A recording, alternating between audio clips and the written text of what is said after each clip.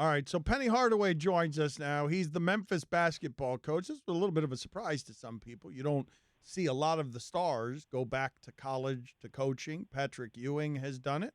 Penny Hardaway has done it. Steve Alford has done it. And Penny joins us now on ESPN Radio. Thank you, Penny, for making the time. Before we talk to you, though, about Memphis coaching, is it okay if we reminisce with you about Lil Penny and time with Shaq and some of your favorite? Do you have a best story? Because Shaq always feuds with his wingmen after he's left his wingmen, Dwayne Wade, Kobe Bryant. Do you have a best Shaq story that can explain to us your relationship with him?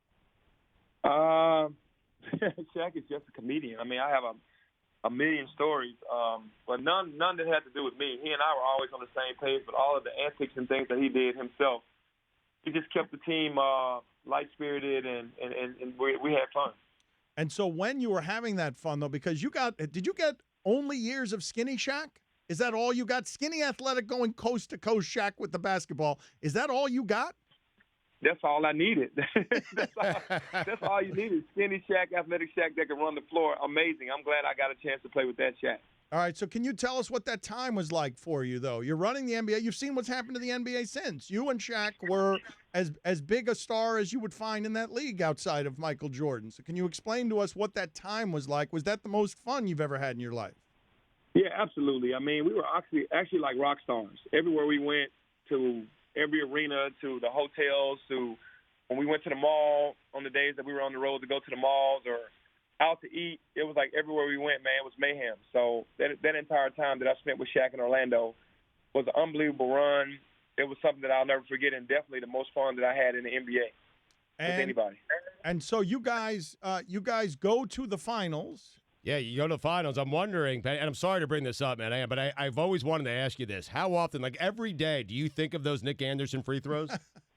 Not every day, but I'm reminded monthly about those free throws that were missed. So, yeah, we felt like we really missed a great opportunity. But, yeah, I still think about those from time to time. So when Memphis basketball coach Penny Hardaway, when that was starting with Shaq, if I'd come up to you right then and said, Penny, how's this all going to end? Like, not the relationship. I mean, are you guys going to win X number of championships? Like, if I come to you at the beginning when you and Shaq team up, what do you think the next stage is? What do you expect them to look like? Well, I would say we would have at least 2 championships, and we would have still been together, and our team would still be rolling, but no less than 2 championships is what I would have told you if you would ask me that question in the beginning when I first met Shaq and we first came together. And so how crushed were you when it didn't become that?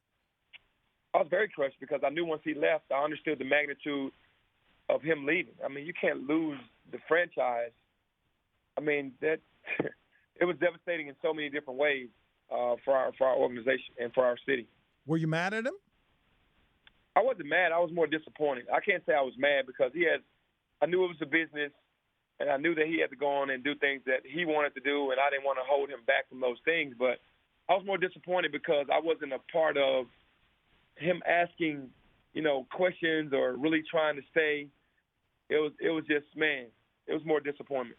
So when you go back, Penny Hardaway with us again, Memphis Tigers men's basketball coach. He is running a Memphis Tigers basketball. But when you go back look at that time period and you look at the commercials, I take you to the first commercial where they're telling you, the first marketing meeting, this is what we've got planned for you around as a marketing campaign. What did you think that was going to become? I just thought while I was in the league that it was going to be good and it was going to be funny. I didn't think it was going to turn into what it turned into. It turned into something very major with the marketing of me and Little Penny, and it was amazing. It overexceeded my expectations when I first started doing those commercials to where it actually had gone to. How did those commercials change your life? Well, they changed my life tremendously because there were a lot of fans that weren't really people that weren't basketball fans, but just really enjoyed the commercials.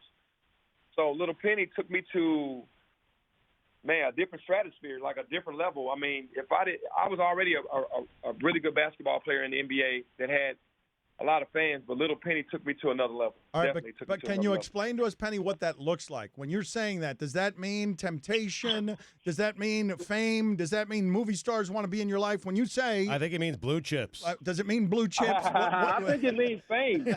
I think it means that movie stars and other athletes want to be in your presence because of the superstardom that took me to. So, it was on that level. Do you remember the first few times that someone was excited to meet you and you were confused by it? Because you're like, how is this person a fan of me?